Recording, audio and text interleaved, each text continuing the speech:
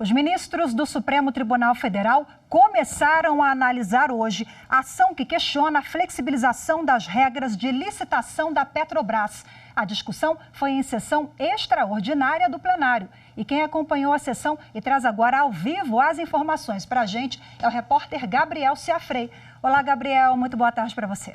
Oi, Rafaela, boa tarde para você, boa tarde a todos. Pois é, essa flexibilização nas licitações da Petrobras, ela está num decreto presidencial. Mas o Partido dos Trabalhadores, que é o requerente nessa ação, afirma que o decreto não tem validade porque diz que já há uma lei que exige a realização das licitações para exploração de gás natural, enfim, de produtos feitos com petróleo. Antes desse processo da Petrobras, os ministros do Supremo retomaram o julgamento de duas ações diretas de inconstitucionalidade.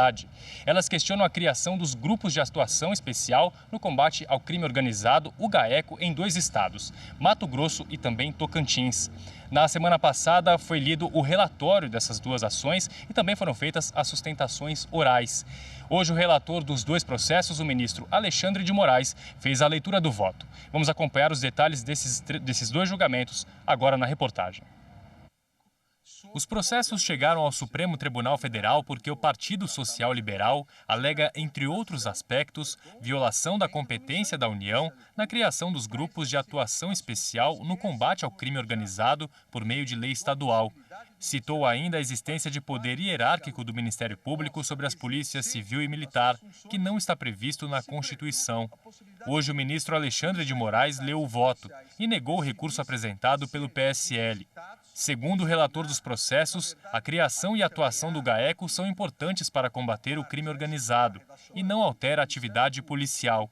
GAECO é um grupo dentro da organização estrutural do Ministério Público, ou seja, interno do Ministério Público, para exercer as funções que essa Corte já referendou, a possibilidade do Ministério Público participar de investigações criminais. Se previu a possibilidade de policiais militares e policiais civis serem requisitados, cada um no exercício das suas funções. Os ministros Luiz Roberto Barroso e Luiz Fux acompanharam o voto do ministro Alexandre de Moraes e citaram o alto índice de criminalidade no país. O Brasil vive uma epidemia de criminalidade comum, de criminalidade organizada e de criminalidade institucionalizada. Diante desse quadro, me parece perfeitamente natural, quando não desejável, que as instituições se aparelhem para enfrentar essas mazelas da vida moderna e que se acentuaram nos últimos anos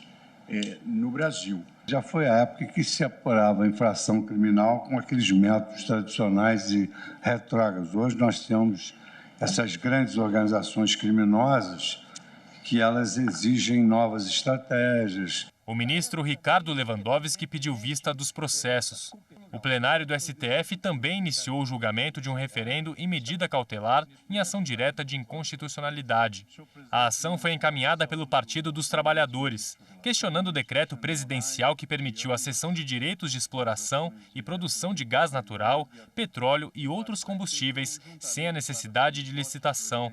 Hoje, na tribuna, o advogado do requerente falou sobre o valor e a obrigação de licitação para a exploração de petróleo. A escandalosa finalidade daquele decreto é impedir a vigência de lei federal.